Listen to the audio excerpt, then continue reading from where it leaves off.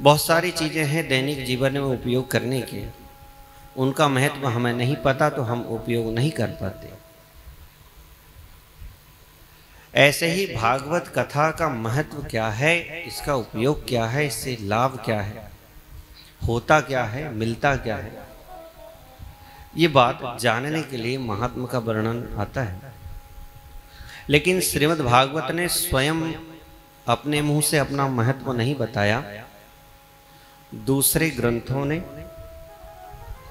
इनकी चर्चा करी, दूसरे पुराणों ने कि भाई भागवत का महत्व ऐसा है, ऐसा है, इतना पुण्यदायी है, ये मिलता है। जैसे स्कंद पुराण और पद्म पुराण ने श्रीमद् भागवत की महिमा गाई। जब इन पुराणों ने महिमा गाई, लोगों ने सुनी, तब श्रीमद् भागवत के प्रति श्रद्धा, लोगों के मन में जिज्ञासा जागृत हुई कि हम भी भागवत की कथा श्रवण करें। भागवत हृदय शुद्ध करते हैं, भागवत जीवन जीने का तरीका सिखाते हैं। भागवत कैसे रहें, कैसे जिएं, ये भागवत सिखाए। बहुत से सुधार भागवत करते हैं। भागवत के माध्यम से हम लौकिक बातों को भी जो जीवन में जीते हैं उनको भी इंगित करेंगे। कहाँ कौन सी गलती हम कर जाते हैं, नहीं करनी चाहिए। तो आइए वाणी की अधिष्ठात्री माँ भगवती सरस्वती को प्रणाम करते हुए, वेदव्यास जी को प्रणाम करते हुए, सभी भक्तों को, सभी भगवान के प्रिय संतों को प्रणाम करते हुए हम श्रीमद् भागवत के महात्म्य में प्रवेश करते हैं। सच्चिदानंद रूपाय विश्वोत्पत्त्यादि हेतवे तापत्रय विनाशाय श्रीकृष्णाय वयं नमः। तापत्रय विनाशाय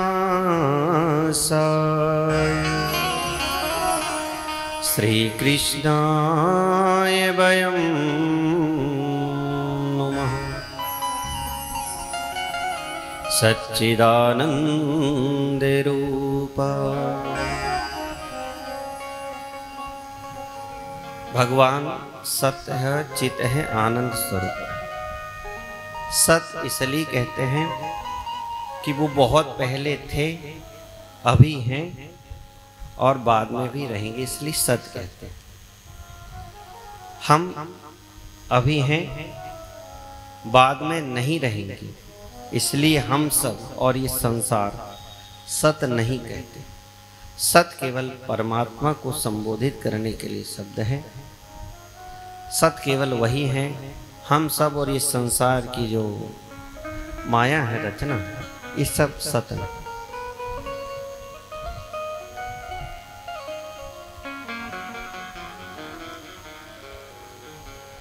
चित्त, चित्त यानी चेतनता, जो उस चेतनता के बल पर हम बोलते हैं, हम सुनते हैं, हम खाते हैं, पीते हैं, हम चलते हैं, चेतनता। तो वो चेतनता के रूप में, चेतनता यानी आत्मा, उसके रूप में परमात्मा हमारे हृदय में रहते हैं। दिखते नहीं हैं पर होते हैं। और ये चेतनता जब चली जाते हैं तब आभास भी हो जाता है कि भाई अब इस शरीर का कोई महत्व नहीं रह गया। अब तो इसे जलाना पड़ेगा या गाड़ना पड़ेगा, नहीं तो ये सड़ जाएगा, दुर्गंध देगा। जब तक वो चेतनता है, चेतन रूपी परमात्मा है, तब तक इस शरीर काम का है। वो गई, शरीर बेकार। आनंद। जब चेतनता हृदय में रहती है और इस चेतना का उपयोग हम करते हैं ईश्वर की भक्ति में, भजन में, तब आनंद की अनुभूति होती है। आनंद की अनुभूति खाने पीने में नहीं होती। आनंद की अनुभूति बहुत ऐसो आराम की जिंदगी जीने में नहीं होती। वहाँ आभास होता है हमें सुखों का, वो भी पूर्ण रूप से स्थायी सुख नहीं मिलता। आनंद की अनुभूति केवल परमात्मा की भक्ति में, सेवा में और कथा श्रवण कीर्तन भजन में ही प्राप्त होती है, और दूसरी जगह आनंद की अनुभूति नहीं मिलेगी। आनंद आता है तभी तो हम भजन करते हैं, आनंद आता है तभी तो हम जाप करते हैं, आनंद आता है इसलिए हम कथा सुनते हैं, आनंद आता है इसलिए हम भजन सुनते हैं।